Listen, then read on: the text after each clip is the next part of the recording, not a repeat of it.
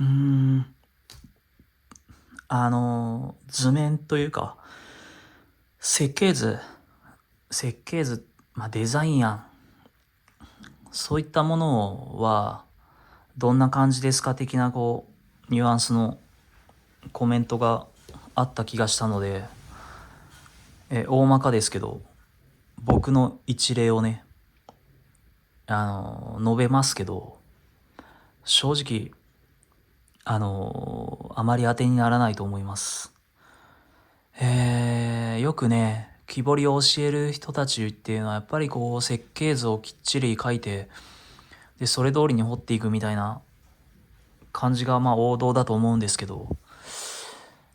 僕はそれができないので、なんでしょうね。なんかできないんですよね。なので感覚的に彫ってるんですけど、それでもね、なんか大まかには書くんですよ。どういう形にしようかなと思って。で、まだこれ全然作ってないし、また変わるかもしれないですけど、とりあえず竜のね、根付けをちょっと作ろうかななんて思って。で、最初はなんか大体こういう形、例えばこれだったらこういう、楕円に収まるような形にしようかななんて思って、うん。で、そっからちょっとちょっともうちょっとやっぱり三角っぽい方が、いいかな、なんて、大体こうしようかな、みたいな考えて、で、それをちょっとやっぱ頭の位置が、もうちょっと下げようかなとか、ちょっと上向かせようかな、みたいな感じで、こういう感じになって、で、もうちょっとなんだろうな、実際掘るとしたらどういう風になるかなみたいな、こんな感じでやって、だいたい上からどんな形か、正面からどんな形かみたいな感じでやるんですけど、本当に見ての通り感覚なので、本当全然多分伝わりづらいことなんだろうなと思います。だから本当はね、なんだろうな、線引いて、例えばですよ、これあくまで例えばね、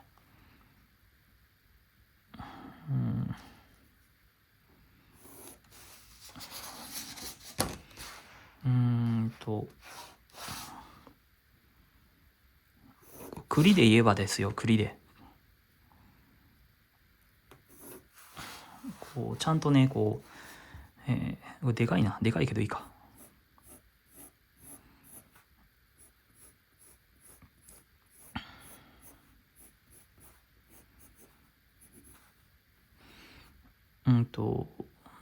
この栗のデザインにもよるんで一概には言えませんけど、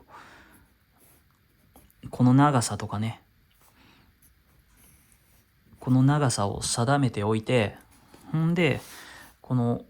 同じ線上に書きゃ、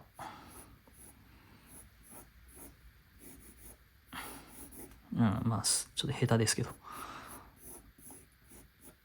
ね、この高さわかるんで、でここから横幅ですね、幅をちゃんと記録して、何センチ何センチとか何ミリ何ミリとか書いて、でそれ通りにきっちり抜いていけばいいので、いらん部分を木材に書いてね、いらん部分を落としてって、で残った部分をまた彫刻していきゃ大体の形にはなるんで、っていうか多分こういう説明もよくわからないと思います。伝わりづらいというか、うまく伝える力がないので、なんて言うで、ただ、告げに関しては非常に硬い木なので、本当にトラブルはすごく起こるんですよ。硬いし、あと、別の動画でも、告げの木の紹介をちょっとしますけど、60年とか経っても、本当に、手で掴めるぐらいの大きさにしかならないので、芯があって、中心があって、で、なんだ、節とかがね、切っていくと、断面図ね、木の、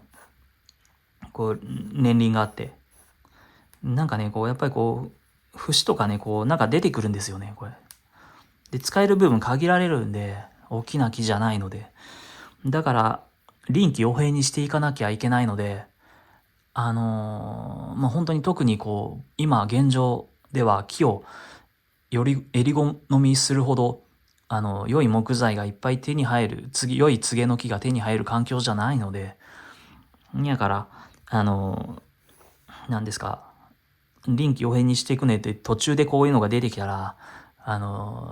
デザインを変更せざるを得ないので、初期のデザインって正直あんま当てになんないと僕は思ってるんですよ。じゃあまあそういう木材を選べって話なんですけど、木を無駄にするのは良くないじゃないですか。どんな木でもね、切った以上はやっぱり形にして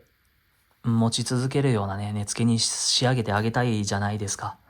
だからね、なんだろう。だから、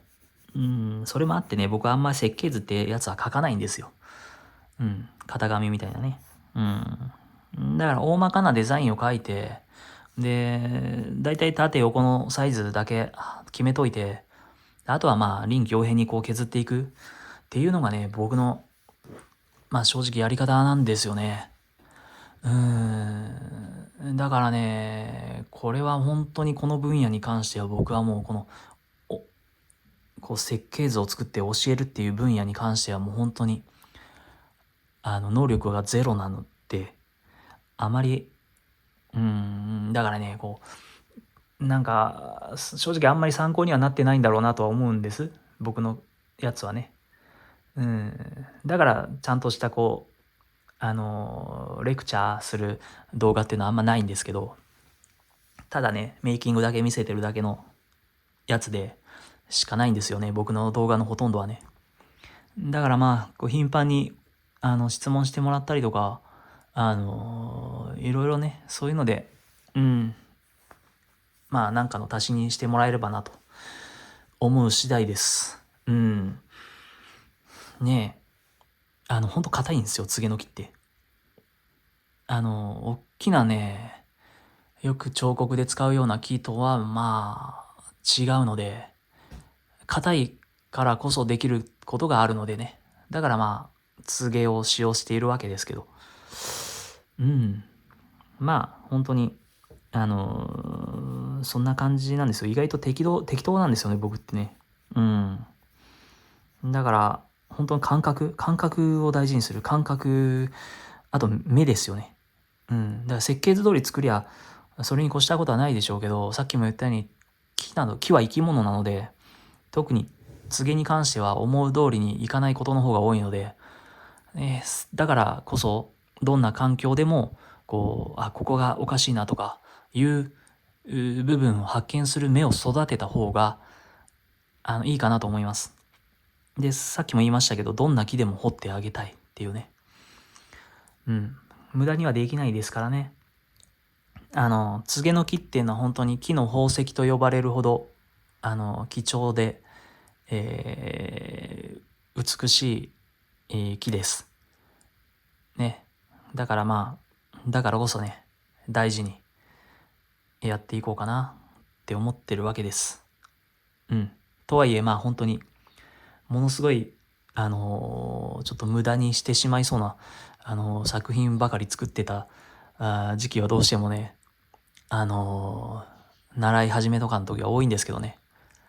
まあそういうのもまた違った形で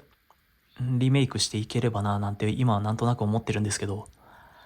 何はともあれね、本当に今ちょっとこう年末でバタバタと何かとねしていて、ままならないですけど、まあ少しずつでもね、なんかこうちょっと、根付け度をね、まあこれからも歩んでいこうと思うので、よろしくお願いします。いやなんかあんまりよくわからない動画でしたね。まあ以上です。ありがとう。